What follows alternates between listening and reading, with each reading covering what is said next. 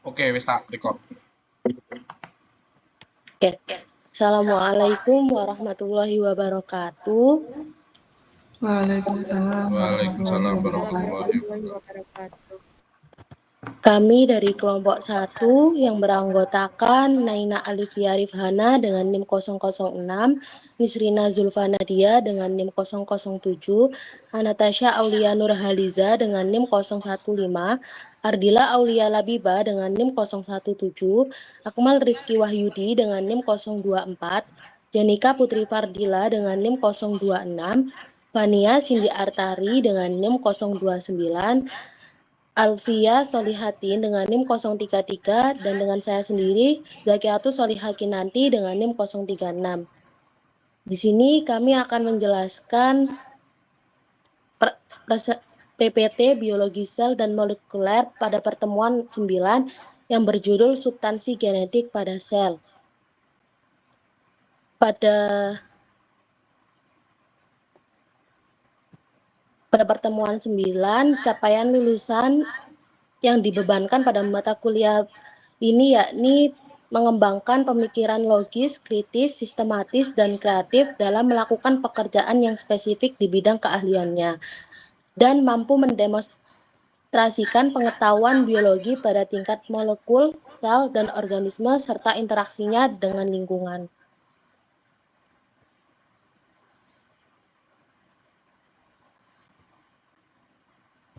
Kemudian, capaian mata kuliah yang terkait dengan pertemuan 9, yakni mahasiswa dapat menganalisis struktur dan fungsi molekul biologis yang penting dalam sel pada level C4. Berikutnya, subcapaian mata kuliah, yakni mahasiswa mampu menjelaskan struktur dan fungsi masing-masing substansi genetik, DNA, RNA, dan lain-lain, menjelaskan pengertian genom, transkriptom, dan proteom, serta aplikasinya, dan membandingkan organisasi gen pada sel eukariotik dan prokariotik.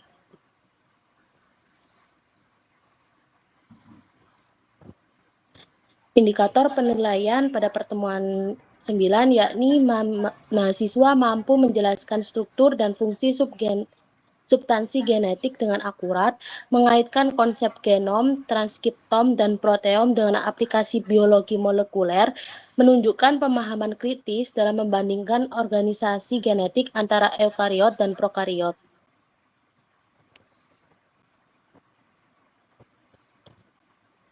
Pengertian dari substansi genetik sendiri yakni molekul atau struktur dalam sel makhluk hidup yang membawa, menyimpan, dan mewariskan informasi genetik dari satu generasi ke generasi berikutnya.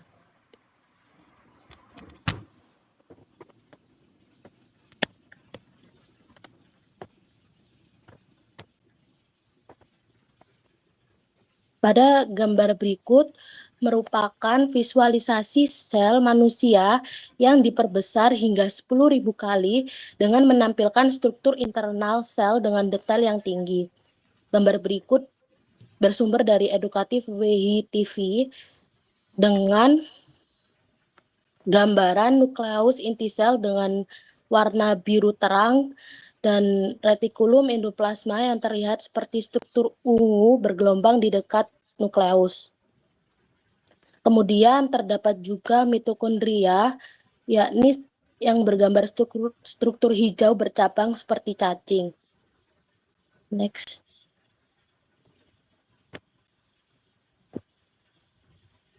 Ini. Selanjutnya akan dijelaskan oleh rekan saya yang lainnya. Baik, secara umum, substansi genetik terdiri dari DNA atau deoksiribonukleik acid dan juga RNA atau ribonukleik acid. DNA sendiri merupakan substansi genetik utama pada hampir semua makhluk hidup, terkecuali pada beberapa jenis virus itu memiliki RNA saja. DNA terdiri dari nukleotida, yaitu gula deoksiribosa yang kehilangan gugus oksigennya, kemudian fosfat, dan basa nitrogen yang terdiri dari adenin, timin, sitosin, dan guanin. DNA ini memiliki struktur yang berbentuk double helix atau spiral ganda, yang bertanggung jawab atas penyimpanan kode genetik dan pengendalian sintesis protein. Kemudian untuk RNA, merupakan substansi genetik yang ada pada beberapa jenis virus, berperan sebagai perantara dalam ekspresi gen, yaitu mRNA, tRNA, dan rRNA, di mana mRNA ini merupakan hasil atau produk dari transkripsi DNA, kemudian tRNA merupakan suatu unit yang membawa asam amino sesuai kode untuk dipasangkan dengan kode yang ada pada mRNA saat translasi. Kemudian rRNA merupakan ribosomal RNA, di mana rRNA ini merupakan tempat terjadinya sintesis protein saat proses translasi. Kemudian RNA ini terdiri dari nukleotida, yaitu gula ribosa, fosfat, dan basa nitrogen, yaitu adenin, urasil, sitosin, dan guanin. RNA ini umumnya berbentuk rantai tunggal. Next.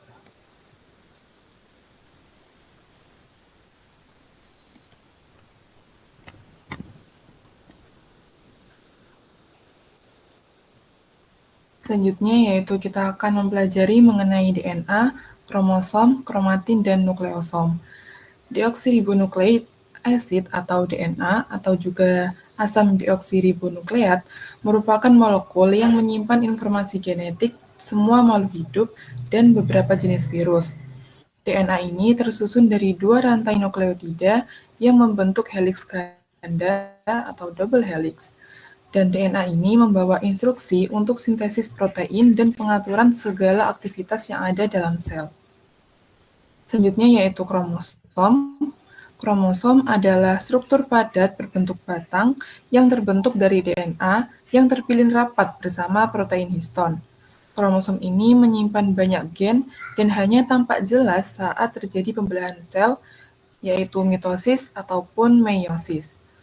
Kromosom pada manusia yaitu terdapat 46 kromosom atau 23 pasang. Yang ketiga yaitu kromatin. Kromatin adalah bentuk benang panjang dari kompleks DNA dan protein, utamanya yaitu protein histon, yang terdapat di dalam inti sel selama fase interfase atau saat sel tidak membelah.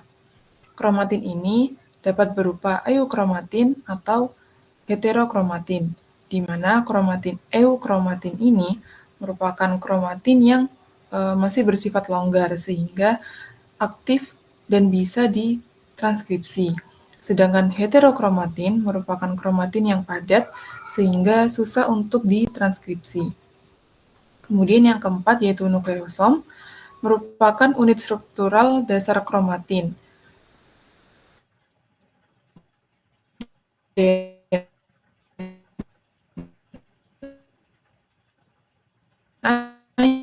Yang sepanjang sekitar 147 pasangan basa terpilih, 4 jenis H2B, H3, dan H4. Nukleosom ini membantu memadatkan DNA dan mengatur ekspresi gen. Jadi, untaian DNA yang panjang akan dibantu digulung oleh protein histon. Kemudian, gabungan dari satu protein histon yang menggulung DNA disebut dengan nukleosom. Nukleosom yang banyak ini akan menyusun benang-benang panjang yaitu kromatin. Kemudian gabungan dari benang-benang panjang yaitu kromatin akan membentuk kromosom. Tetapi kromosom ini akan terbentuk atau terlihat saat sel hendak membelah. Apabila sel tidak ingin membelah, maka untaian DNA yang panjang itu hanya akan digulung sederhana oleh histon untuk membentuk kromatin saja. Selanjutnya yaitu kita akan mempelajari gen, intron, dan ekson. Gen adalah segmen DNA yang mengandung instruksi untuk membuat molekul fungsional, biasanya yaitu protein. Gen itu terdiri dari bagian pengatur atau promotor, kemudian ekson atau bagian yang ditranslasi, dan juga intron, yaitu bagian yang tidak ditranslasi tetapi bisa mempunyai fungsi sebagai regulasi. Yang kelima yaitu intron yang merupakan bagian dari gen yang ditranskripsi menjadi RNA, tetapi akan dihilangkan selama proses pemrosesan RNA atau splicing sebelum diterjemahkan menjadi protein. Intron ini tidak mengkode protein secara langsung. Kemudian selanjutnya yaitu ekson yang merupakan bagian dari gen yang ditranskripsi dan tetap berada dalam mRNA setelah splicing, sehingga dapat diterjemahkan menjadi protein. Ekson ini mengandung informasi nyata yang menentukan urutan asam amino dalam protein. Jadi, tidak semua gen itu mengandung kode-kode yang akan ditranslasikan atau diterjemahkan. Jadi, tiap gen pasti akan ada segmen ekson, intron, kemudian ekson lagi, dan intron lagi. Jadi, ketika DNA akan ditranskripsikan dan menghasilkan mRNA, maka mRNA yang dihasilkan itu merupakan mRNA yang terdiri dari segmen-segmen ekson saja. Sehingga segmen intron itu akan dibuang atau akan dihilangkan melalui proses splicing RNA seperti itu. Kemudian mRNA yang terdapat segmen ekson saja tersebut akan lanjut di proses translasi sehingga kode-kode dari gen ekson itu akan bisa diterjemahkan dan menghasilkan protein seperti itu. Next.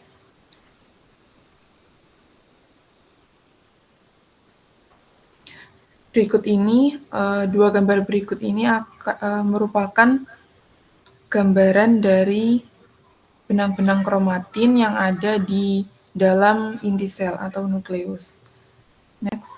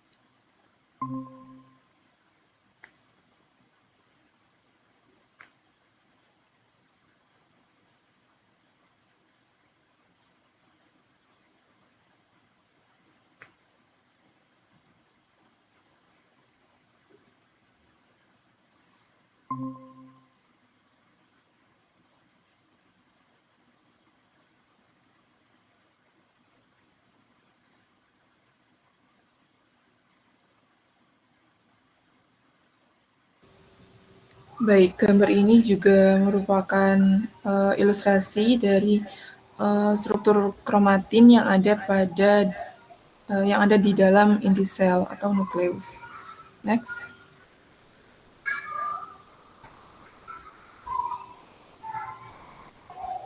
Selanjutnya kita akan mempelajari atau terdapat visualisasi yang lebih jelas mengenai proses pengemasan DNA atau penggulungan DNA untuk dijadikan kromosom. Jadi, untaian DNA yang panjang akan dibantu oleh protein histon untuk digulung. Nah, satuan penggulungan ini disebut dengan nukleosom. Kemudian,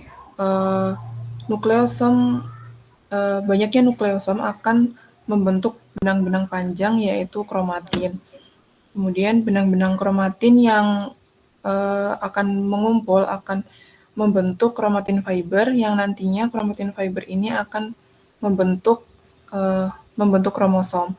Kromosom sendiri memiliki bagian yaitu kromatid, di mana kromatid ini merupakan bagian seperti lengan atau kaki dari kromosom. Kemudian terdapat bagian sentromer yaitu pusat atau bagian tengah dari kromosom.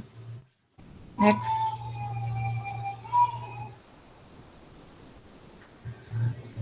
Selanjutnya, ini juga merupakan gambar yang sama atau ilustrasi yang sama mengenai proses penggulungan dari DNA, yaitu di mana DNA ini akan digulung oleh bantuan protein histon yang akan membentuk satuan unit nukleosom.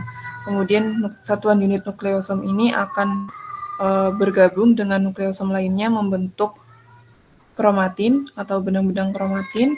Setelah itu benang-benang kromatin akan digulung lagi lebih kompleks membentuk kromatin fiber yang akan terus menggulung membentuk kromosom.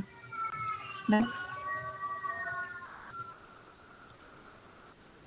Baik, selanjutnya akan dilanjutkan oleh rekan saya.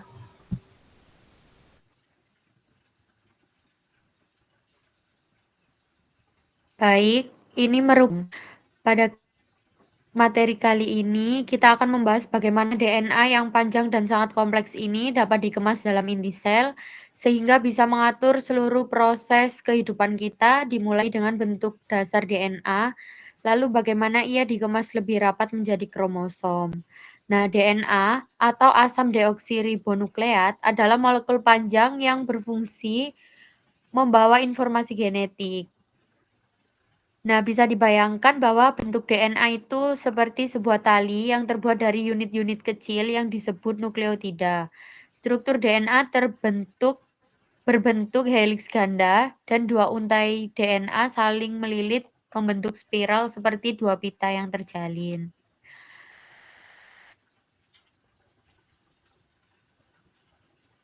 Namun karena itu DNA harus kompleks yang dimulai dengan DNA yang melilit pada bisa dibayangkan bahwa bentuk nukleosom seperti manik-manik yang tersusun rapi pada sebuah tali. Lalu setelah nukleosom terbentuk, proses pengemasan berlanjut hingga membentuk kromatin. Kromatin inilah yang memuat seluruh informasi genetik kita. Ketika sel bersiap untuk membelah, kromatin mengalami pengemasan lebih lanjut, membentuk struktur yang lebih padat yang kita sebut dengan kromosom. Pada tahap ini, kromosom sudah dapat terlihat jelas di bawah mikroskop, terdiri dari dua kromatid yang terhubung di bagian tengah yang disebut sentrometer. Next, kita akan mempelajari perbedaan antara sel eukariotik dan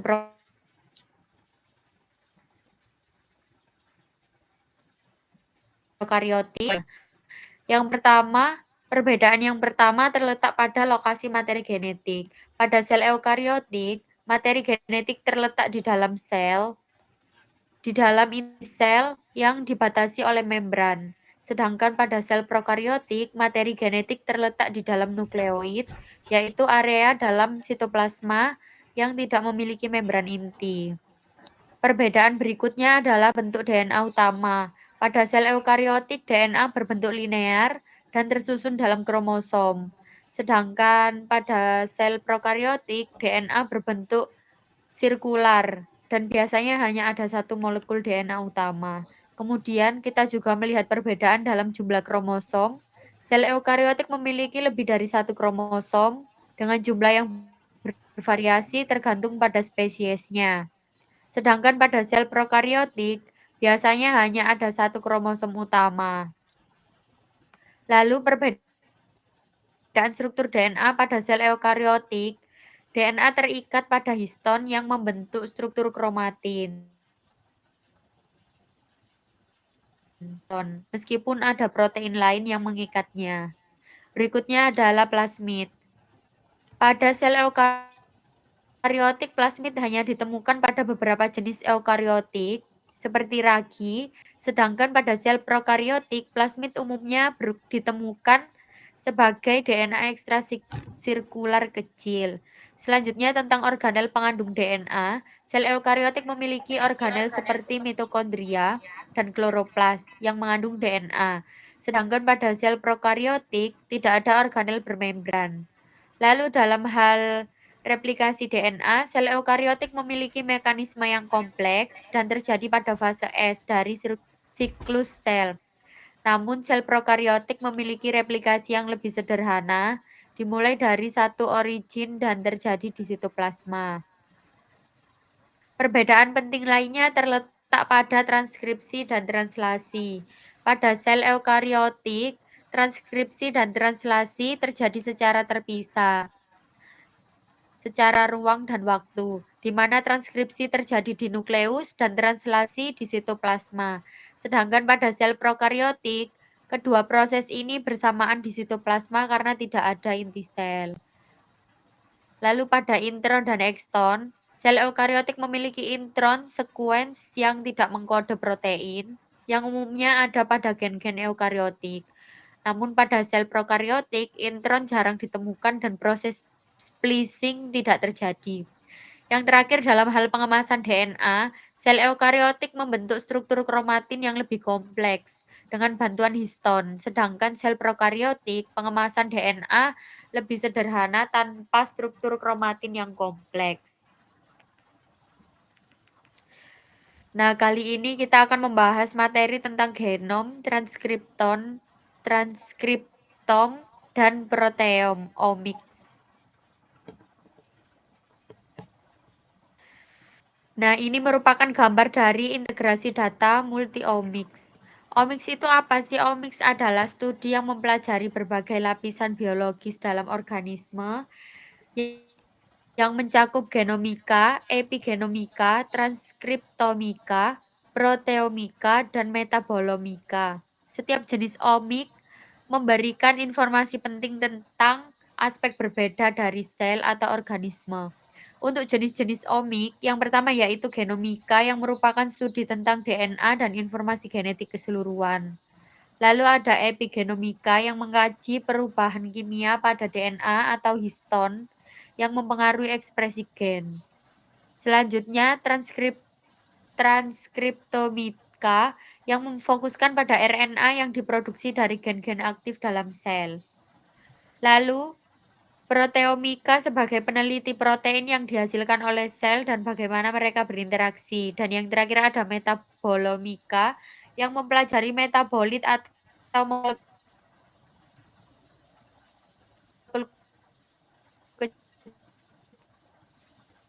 kecil yang memungkinkan kita menggabungkan informasi dari genom, RNA, protein, dan metabolit untuk memahami bagaimana perubahan pada satu lapisan, misalnya genetik, mempengaruhi seluruh sistem biologis. Next, pada gambar ini kita bisa melihat metode nucleic acid based omic mencakup genomika, epigenomika, dan transkriptomika.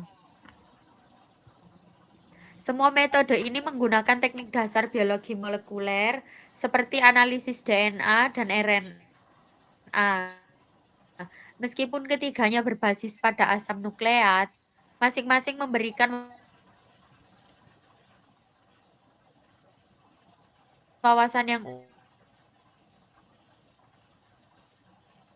unik mengenai asam nukleat ini dalam fungsi sel. Pendekatan ini sangat berguna dalam banyak basis gen, di mana memahami interaksi antara genom, ekspresi gen, dan protein sangat penting untuk menemukan solusi yang tepat. Selanjutnya adalah genomika. Genomika adalah studi komprehensif tentang genom, yaitu seluruh materi genetik yang ada dalam suatu organisme. Genom ini terdiri dari DNA yang ada di dalam nukleus sel, dan juga DNA mitokondria yang terletak di dalam mitokondria. Pada gambar ini, kita bisa melihat DNA nuklir yang terdapat di dalam nukleus atau inti sel yang disusun dalam terdapat 23 pasang kromosom seperti yang terlihat pada diagram kromosom seperti ini di bagian atas ini. Selain DNA nuklir, kita juga memiliki DNA mitokondria. DNA ini terletak di mitokondria yang sangat dikenal sebagai pusat energi sel. Menariknya, DNA mitokondria hanya diwariskan oleh garis ibu dan memiliki struktur yang berbeda dibandingkan DNA nuklir. Genomika bertujuan untuk memahami bagaimana informasi genetik yang terkandung dalam DNA dapat mengatur berbagai proses dalam tubuh seperti pertumbuhan, perkembangan, dan respon terhadap penyakit. Lalu, pada dunia medis, genomika itu digunakan untuk mengidentifikasi penyakit genetik atau mutasi genetik yang bisa menyebabkan gangguan kesehatan, serta mengembangkan terapi berbasis gen yang lebih efektif. Selanjutnya akan dijelaskan oleh rekan saya.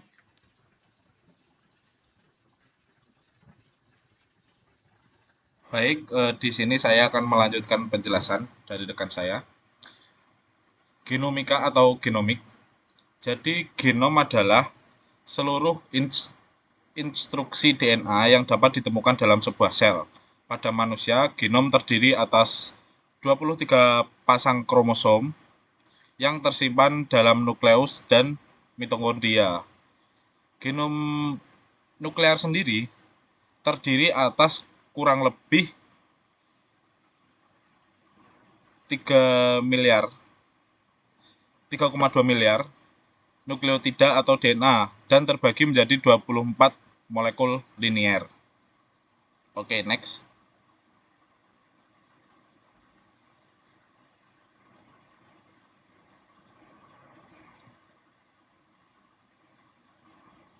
Baik, bisa next.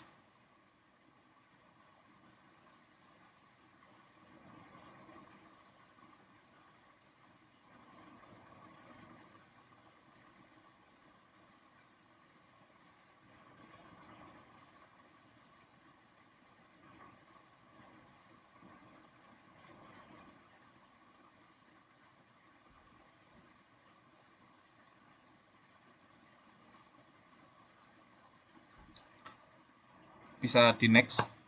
Oh, udah. Jadi untuk genomika di sini adalah cabang ilmu biologi yang secara komprehensif mempelajari genom atau seluruh materi genetik organisme dan virus. Adapun cakupan genomika meliputi identifikasi, pemetaan, sequencing atau dan analisis fungsi genom. Dibandingkan bidang-bidang omics lainnya, genomika merupakan bidang yang paling matang. Di bidang penelitian medis, genomika berfokus pada 1. Identifikasi variasi genetik yang terkait dengan penyakit. 2. Respon terhadap pengobatan atau prognosis pasien di masa depan. Oke, transkriptomik. Jadi, transkriptomik adalah keseluruhan RNA yang ditranskripsikan dari genom dalam suatu sel pada kondisi tertentu.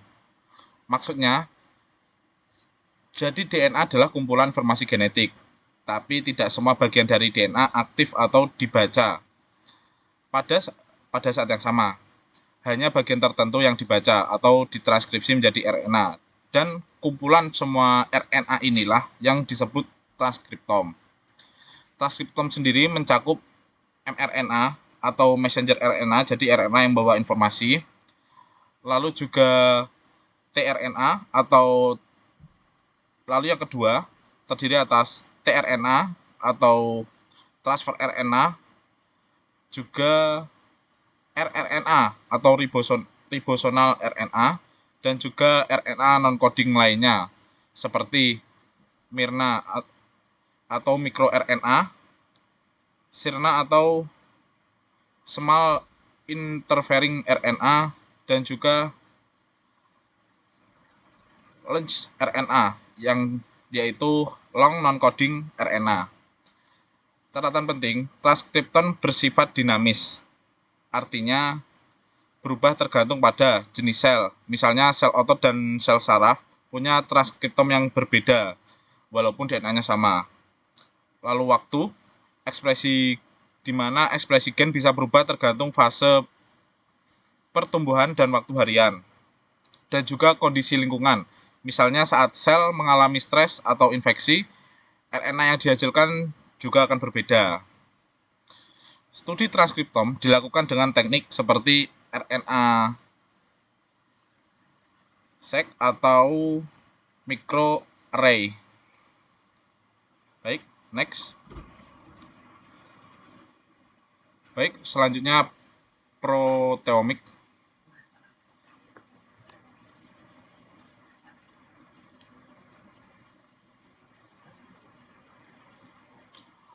Proteom. Proteom sendiri adalah keseluruhan protein yang diekspresikan oleh suatu sel, jaringan, atau organisme pada waktu tertentu dan dalam kondisi tertentu.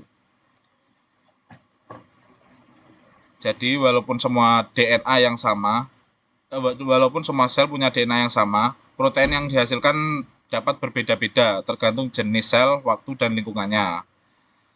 Ini adalah hasil akhir dari ekspresi genetik melalui tahap transkripsi dan translasi. Lalu, catatan penting, yang pertama, proteom jauh lebih kompleks daripada genom, karena satu gen bisa menghasilkan banyak protein melalui splicing alternatif. Seperti yang B, protein bisa mengalami modifikasi pasca translasi, misal fosforilasi atau penambahan gugus fosfat, juga glikolisasi atau penambahan rantai gula. Lalu yang kedua, studi proteom disebut proteomik dan menggunakan teknik 2D gel, elektroporesis, dan mass spektrometri. Baik, di sini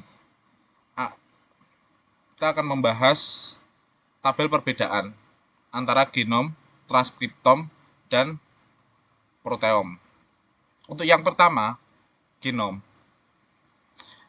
Jadi, isi dari komponen genom sendiri adalah semua DNA yang mencakup gen dan non-gen, dan juga memiliki sifat statis, artinya tidak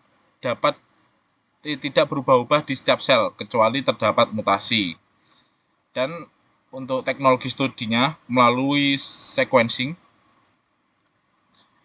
Lalu yang kedua, transkriptom, di mana berisi semua RNA hasil transkripsi dan bersifat dinamis karena tergantung waktu, kondisi, dan jenis sel. Dan untuk teknologi studinya sendiri, di sini terdapat RNA seq atau RNA sequencing dan microarray. Lalu yang ketiga, proteom. Untuk isi dari proteom sendiri merupakan terdiri atas semua protein hasil ekspresi gen dan bersifat sangat dinamis karena bisa berubah dengan cepat sesuai kondisi lingkungan. Serta untuk teknologi studinya melalui mass spektrometri 2D gel. Baik, next. Baik, itu tadi penjelasan pada materi kali ini. Saya mewakili kelompok dan rekan-rekan yang menyampaikan materi. Mohon maaf bila ada salah kata dan kurang. Saya akhiri materi pada kali ini. Wassalamualaikum warahmatullahi wabarakatuh. Waalaikumsalam warahmatullahi wabarakatuh.